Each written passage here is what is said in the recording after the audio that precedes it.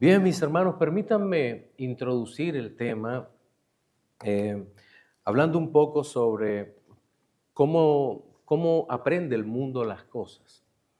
Por lo general, el mundo nos enseña o aprendemos las cosas del mundo a través de imágenes. Pero poco a poco, lo que es la imagen y la relación de la imagen con la belleza, parece que el mundo la va perdiendo. Dios es un Dios no solo bueno, todopoderoso y santo, sino que es bello. Pero el mundo poco a poco renuncia a lo bello.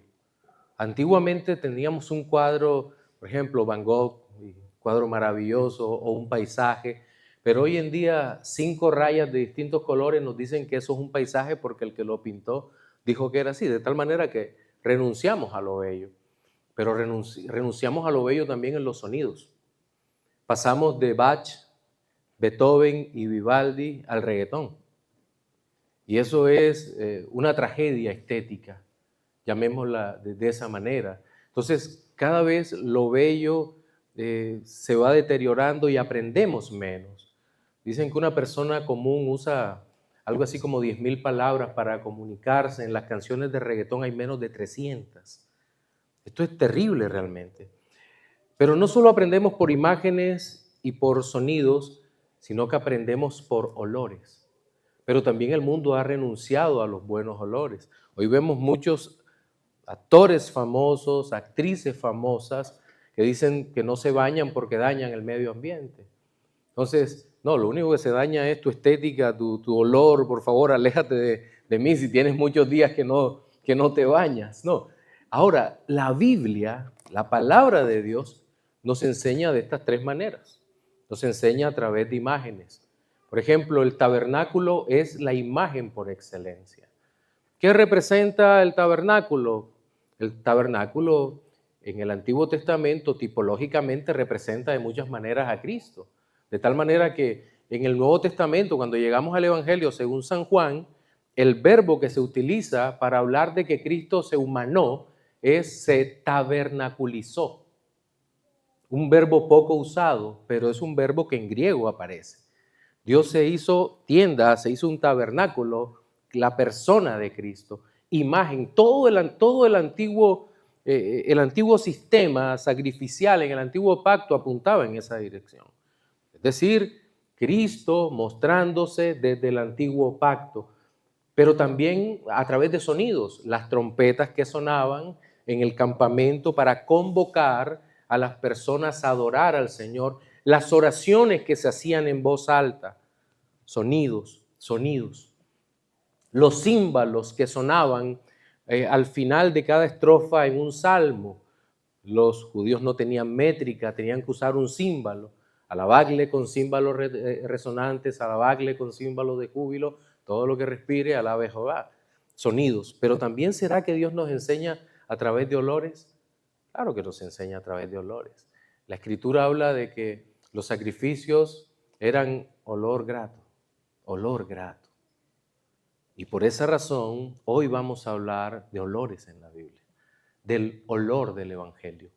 Y quiero pedirle que abra su Biblia en segunda carta del apóstol Pablo a los Corintios, capítulo 2, versículos 12 al 17. Yo voy a leer en Reina Valera 1960, pero si usted tiene otra no hay problema. Si usted tiene una Biblia de las Américas o una nueva Biblia de las Américas, no hay problema. Las ideas son muy cercanas. Dice la palabra de Dios: cuando llegué a Troas para predicar el Evangelio de Cristo, aunque se me abrió puerta en el Señor, no tuve reposo en mi espíritu por no haber hallado a mi hermano Tito. Así, despidiéndome de ellos, partí para Macedonia.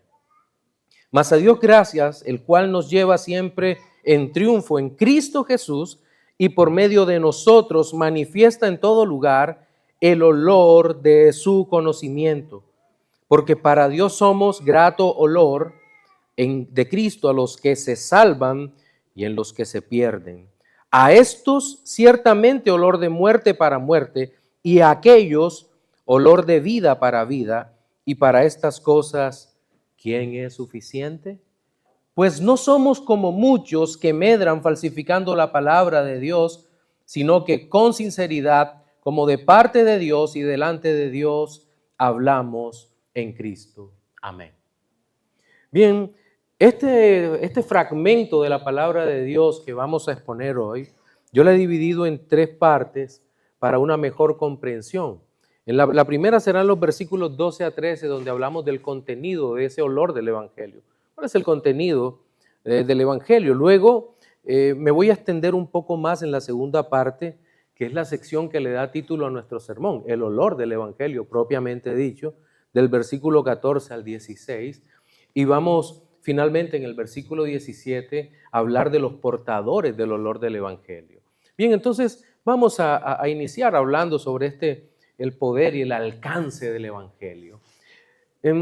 Poniendo un poco en contexto, Pablo dice que llegó a Troas para predicar el Evangelio de Cristo. Troas es una ciudad, o por lo menos era una ciudad pequeña, más o menos a 30 kilómetros al noreste, al noroccidente mejor, de la antigua Troya. Para nosotros es famosa Troya no por la película, aunque la película es muy buena, pero es famosa por la Odisea, la obra de Homero. Digamos, en el bachillerato cuando yo estudiaba, todavía me acuerdo a pesar de eso, a pesar de que hace tantos años, digamos que era una obra obligatoria, luego uno empieza a repasarlos y hay tantas cosas interesantes. Y justo ahí a 20 kilómetros estaba Troas, pero Pablo había llegado allí para predicar el Evangelio. Usted puede asociar Troas con el capítulo 20 del libro de los Hechos, en donde Pablo está predicando hasta la madrugada. Eutico, un joven, está en la ventana, ¿se acuerdan? Y de pronto Pablo se había alargado muchísimo y aquel joven cae, muere, y el Señor usa a Pablo para resucitarlo. Eso más o menos es lo que ocurrió en Troas. Pero en Troas había ocurrido algo. Pablo había enviado a Tito. ¿Pero quién era Tito? Tito era uno de estos hombres con unas capacidades excepcionales para algunas de esas tareas que muchas veces a los pastores nos cuesta. ¿Como cuál? Como arreglar los problemas difíciles dentro de una congregación. Si hay problemas de disciplina, si hay problemas de peleas. Y vaya que si en Corintio había de todo. ¿Recuerdan la primera carta a los Corintios? Divisiones. Divisiones, inmoralidad sexual, idolatría, demandas entre hermanos, debilidad de conciencia. Algunos no creían en la resurrección, en fin. Había un problema gravísimo en la iglesia a los Corintios, y en el interín entre una carta y otra, el apóstol Pablo envía a Tito diciéndole: Tito, necesito que arregles el asunto allá, porque creo que hay cosas que se están saliendo del lugar. Había quedado con Tito encontrarse en Troas.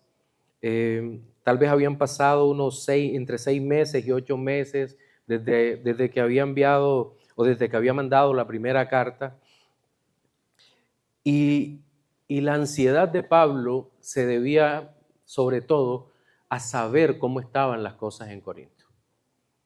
¿Cómo habrán tomado los hermanos esa primera carta que les envié? Pero gloria a Dios, Tito se va a acercar, posteriormente lo vamos a ver adelante en la carta, y Tito va a decir: sí, Pablo, escucharon la exhortación en Cristo y estos hermanos han arreglado no solo sus diferencias, el inmoral se arrepintió, los débiles en conciencia están creciendo, y tenemos realmente un panorama muchísimo mejor que el que habíamos dejado. Pero ¿cuál era el problema aquí? Que él no había encontrado a Tito, y ahora imagínense. La antigüedad no es como hoy en día. A veces interpretamos la antigüedad con los eventos de nuestro tiempo. Pablo estaba en Éfeso, seguramente. Éfeso era la capital de la provincia de Asia Menor, y tenían que llegar hasta Corintio, que era la capital de la provincia de Acaya. Se podía llegar de 2 maneras: en barco, pero los barcos tenían que navegar muy cerca a la costa porque no tenían GPS. Tenían que navegar pegados a la costa, el viaje duraba mucho tiempo, no había barcos de turismo, eran barcos de carga. Usted contrataba un barco o buscaba un cupo, no había suministros adentro, usted llevaba su agua, su comida, en fin, era realmente un drama poder viajar en un barco. La otra era irse por tierra. Y usted arrancaba por tierra bordeando toda esa región del Mediterráneo, mucho tiempo a pie. Y era un problema si no se podía encontrar. Y si no encuentro a Tito, ¿cómo me comunico con él? No lo puedo llamar por celular, mandarle un mensaje de texto, algo por el estilo. Tenían que tener plan A, plan B, plan C. Tito, si tal día no estás en tal lugar donde nos encontramos, no, me esperas una semana. Sino, en fin, había muchas cosas que podían salir mal. Pero el hecho es que aunque Pablo no halló a Tito, él se despide de ellos, de los hermanos, y sale hacia la provincia de Macedonia. En fin, la capital de Macedonia era Filipos, donde estaría la iglesia de los filipenses. Y en todo esto lo que nosotros vemos es que en medio de todo lo que estaba pasando, Pablo estaba predicando el evangelio. Se podía tener ansiedad, podía pasar de todo, pero el apóstol Pablo lo que estaba era predicando el evangelio. Lo dice el primero de los versículos que leímos, el versículo 12, donde predicaba el evangelio de Cristo porque se había abierto una puerta. Es decir, ¿cuál es el contenido del mensaje de Pablo? ¿Cuál es el contenido del evangelio? Cristo, la vida de Cristo, la obra de Cristo, la enseñanza de Cristo. Y por decirlo de alguna manera alegórica, a través de la predicación de la obra de Cristo y de la salvación en Cristo, se iba dejando esa estela, ese aroma del evangelio en toda esta región. Sí, el evangelio que salva, el evangelio que es para vida eterna. Pero digamos que no podemos dejar el tema hasta allí, sino que tenemos que pasar a nuestro segundo encabezado, que es el que le da título a nuestro sermón de hoy, es decir, el olor del evangelio.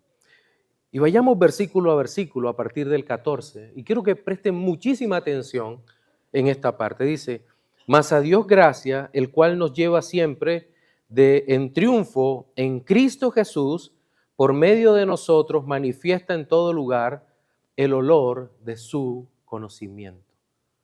Mire esto, manifiesta en todo lugar. El evangelio, Pablo lo compara aquí de alguna manera con un olor, el olor de su conocimiento, y hablando de triunfo en triunfo. Pero todos nosotros creo que hemos leído el libro de los Hechos, y si estuviésemos hablando con Pablo en ese momento diríamos: Pablo, pero dime una cosa, ¿cómo que triunfo en triunfo si tú has sufrido naufragios, has sido azotado, has sido perseguido? Pablo, ¿cómo puedes decirme tú que eso es una victoria, un triunfo? ¿De qué manera esto es un triunfo? Pues es un triunfo porque el evangelio ha alcanzado muchos corazones que estaban perdidos, salvando para la gloria de Dios.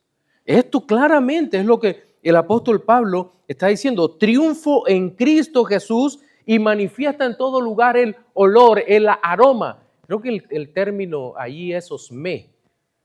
Sí, y el de perfume más abajo es eubodia o evodia. Las hermanas que se llaman evodia, es una fragancia aromática. Y él les está diciendo: manifiesta en todo lugar el olor del conocimiento de Cristo. Es decir, no solo está enseñando a través de algo que se ve o algo que se escucha, sino que hay una percepción. Esto es una metáfora claramente, pero hay una percepción de ese olor de vida para los que se salvan. Y aquí es cuando viene lo mucho más interesante de esto. Dicen el capítulo 15, dice: porque para Dios somos grato olor de Cristo a los que se salvan y en los que se pierden. Nótese cómo se repite continuamente la palabra olor. Olor de conocimiento, inicialmente grato olor, y abajo olor de vida, olor de muerte. ¿Se da cuenta cómo se repite la expresión? En Números en Levítico y el capítulo 1, Levítico se caracteriza por darnos un listado exhaustivo acerca de los sacrificios que los sacerdotes tenían que presentar ante el Señor. Los sacrificios son importantes, los holocaustos, las ofrendas por el pecado, las ofrendas de la expiación, las ofrendas de paz. Hay una gran cantidad de ofrendas, pero me llama la atención la primera ofrenda, que es el holocausto. Lea conmigo Levítico 1:13, dice, y lavará las entrañas y las piernas con agua, y el sacerdote lo ofrecerá todo, y lo hará arder sobre el altar. Holocausto es ofrenda encendida de olor grato para Jehová. ¿Lo ve? Ofrenda encendida. Ahora, ¿qué importancia tiene eso para nosotros? Estamos ubicados 1440 años antes de Cristo, justo después de la salida de Israel de Egipto. Israel ha salido, Dios le ordena que construya un tabernáculo y le dice cuáles son las ofrendas que pueden celebrar. Pero esta ofrenda es especialmente cruenta, porque usted tomaba un animal puro según la ley de los que Dios ordena, en este caso un cordero, lo mata, degollando al cordero, sale toda la sangre, la recogen en un plato, luego lo abre, extrae las entrañas, las cuales son lavadas con agua, profundamente lavadas, puestas sobre el altar para quemarlo, y luego todo el cordero es quemado. Y dice que es olor grato para el Señor. Piense un momento lo que Dios le había dicho a Abraham que hiciera con Isaac. Es eso, ¿verdad? Pero todo esto está tipificando a Cristo. El cordero que está siendo sacrificado acá es un cordero que tipifica o que va a tipificar el sufrimiento de Cristo.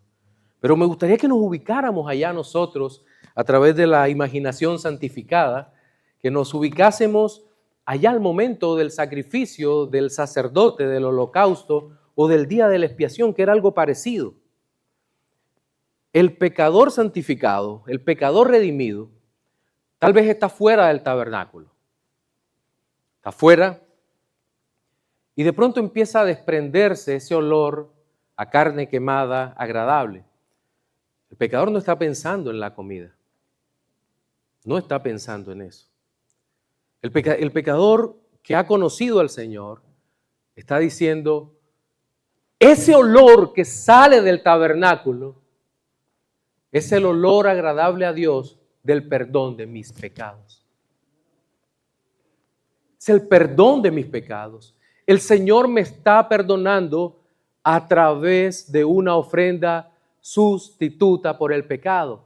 Esto apunta directamente a la gloriosa obra de nuestro Señor y Salvador Jesucristo. ¿Alcanza a verlo? Olor grato delante de la presencia del Señor, porque para Dios somos grato olor de Cristo. Pero el texto dice algo que es realmente perplejo para nuestra vida, porque el sacrificio en Israel no alcanzaba a cubrir todos los aspectos del evangelio. Pablo dice que olor grato para los que se salvan, pero olor a muerte para los que se pierden. El 16 dice, a esto ciertamente olor de muerte para el que se pierde, para muerte, y aquellos olor de vida, y para todas estas cosas, ¿quién es suficiente?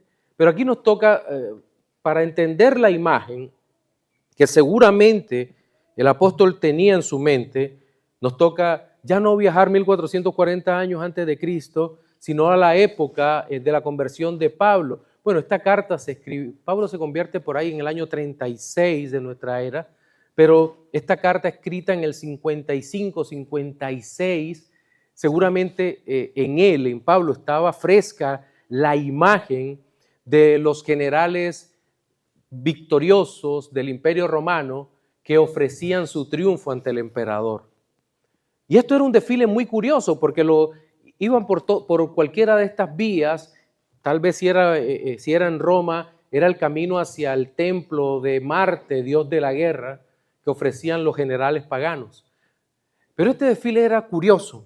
En primer lugar, era preparado cuidadosamente. Sobre el suelo se derramaban miles de pétalos de diferentes flores. Miles de pétalos que se regaban por allí. Los dejaban ahí. Tenga eso en mente porque va a ser importante.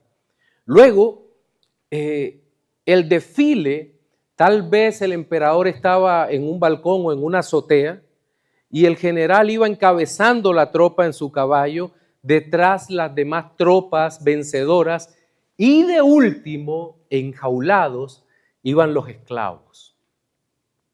Había dos clases de esclavos: los que habían pactado rindiéndose ante el emperador de Roma, que no iban a ser sacrificados, y los que no habían pactado y mantenían su posición y decían: no nos rendimos ante Roma, preferimos morir.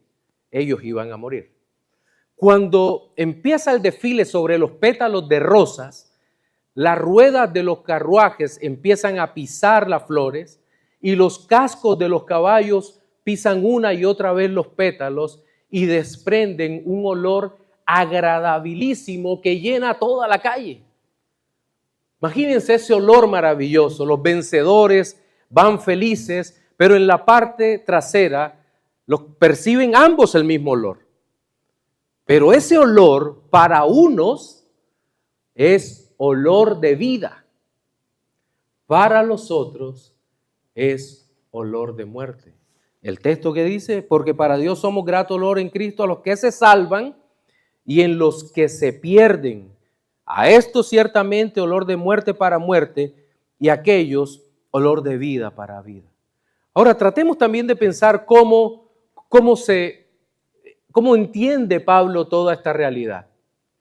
¿Cómo se percibe Pablo? Seguramente Pablo no se percibía como uno de estos generales victoriosos, o como nos quieren vender hoy la doctrina de la prosperidad: tú eres el gran vencedor. No. Pablo no se vendía así. Pablo se entendía como yendo enjaulado con los demás prisioneros, pero a diferencia de los que no tenían esperanza, entendía con toda claridad que ese olor era el olor de la vida en Cristo para él. Es una imagen gloriosa por donde nosotros lo querramos ver. Y esta parte la cierra con una pregunta, dice: y para estas cosas, ¿quién es suficiente? Seguramente en nuestro tiempo actual nos han querido vender la idea: tú eres vencedor, lo mejor de tu vida ahora, tú eres poderoso, tú puedes tomar lo que es tuyo, tú vas adelante en caballo, tú eres un jinete que vence. No. No hay ninguna posibilidad que seamos eso. El único vencedor es Cristo, nuestro Redentor. Él va adelante y podemos llevar la figura un poco más lejos. Él va adelante como el gran vencedor que al Padre le lleva a estos pobres pecadores que somos nosotros. Y dice: Señor, los he tomado para ti. Pero la diferencia con el mundo que está siendo condenado es que nosotros hemos sido salvos por el Evangelio.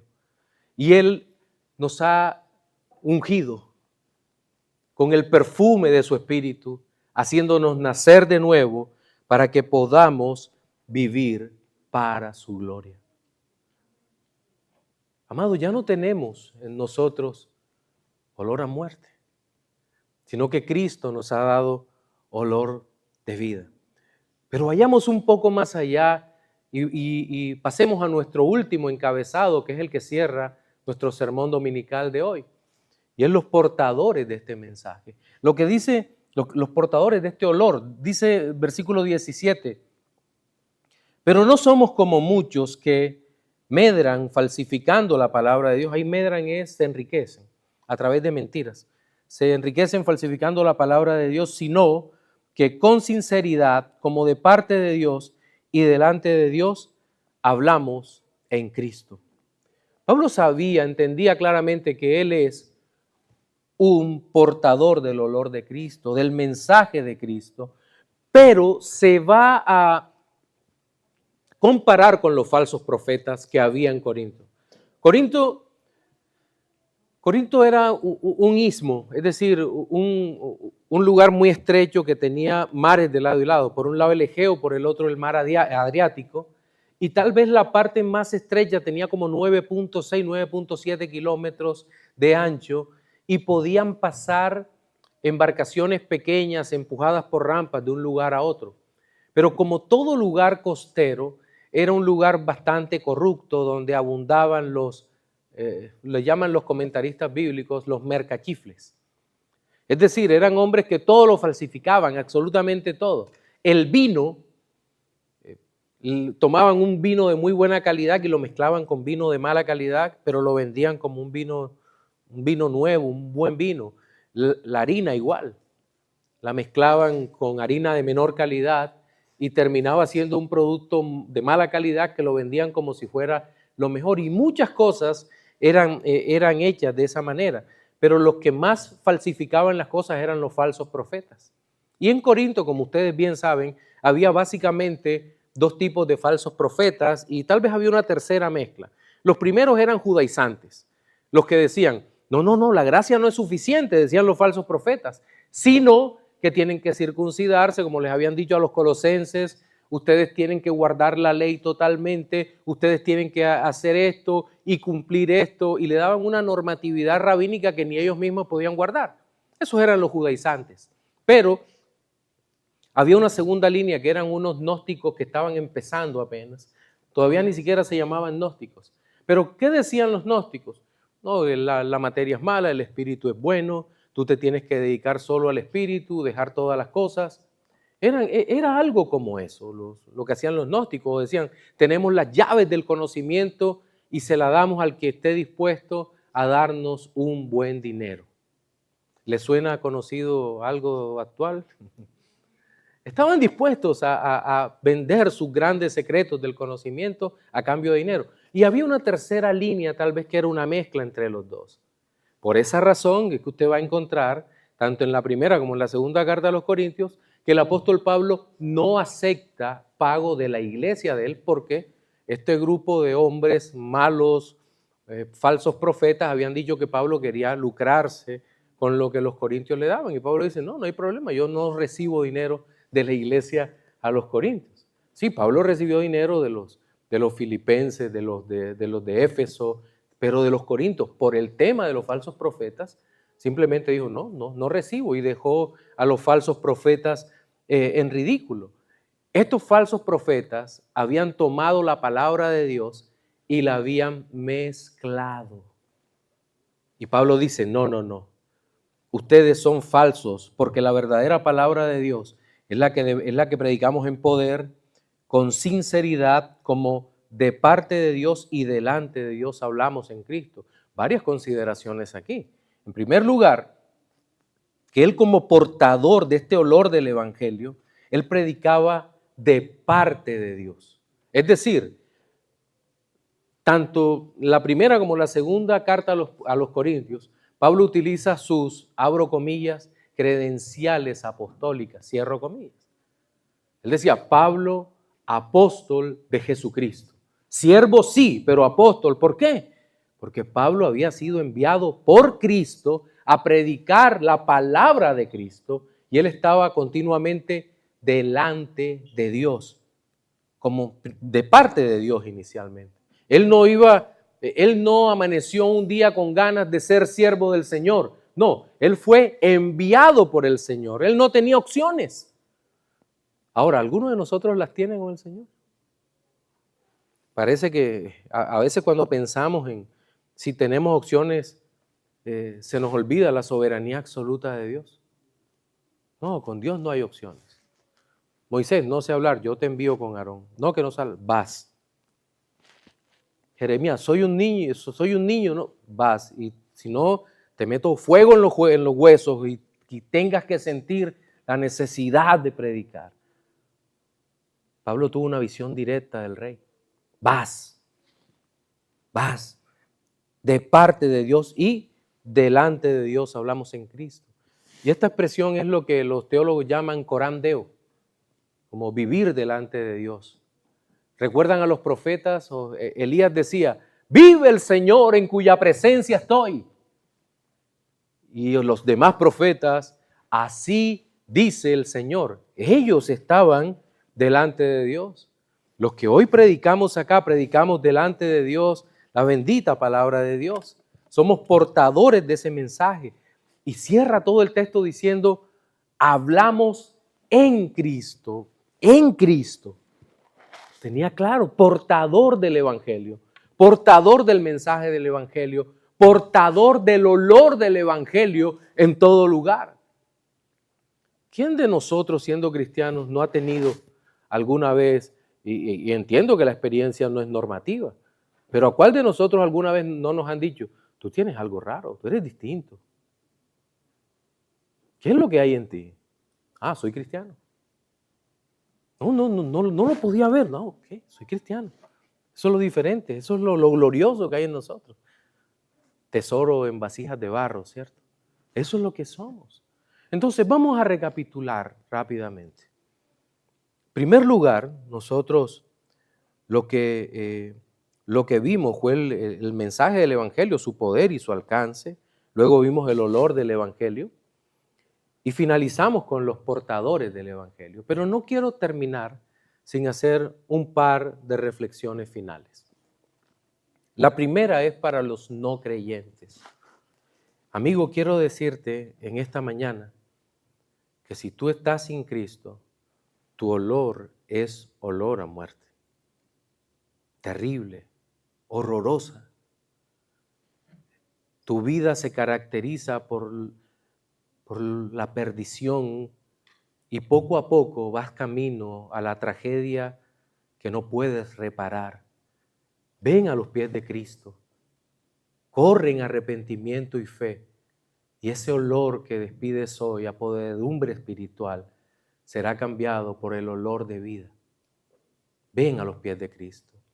Pero para cada hermano acá presente y a los que nos ven, amados hermanos, el olor de muerte de nuestras vidas fue cambiado una vez y para siempre por Jesucristo. El olor de la vida eterna ha sido puesta por el Espíritu en nuestros corazones. Y si hoy caminamos en medio del mundo, nosotros caminamos, sí, en medio del mundo, pero nuestro olor es el olor al Evangelio. Olemos a Cristo. Olemos a Cristo y lo único que podemos decir es aleluya, gracias Señor por lo que tú has hecho en mi vida y por la forma como has cambiado el olor de muerte en olor a vida.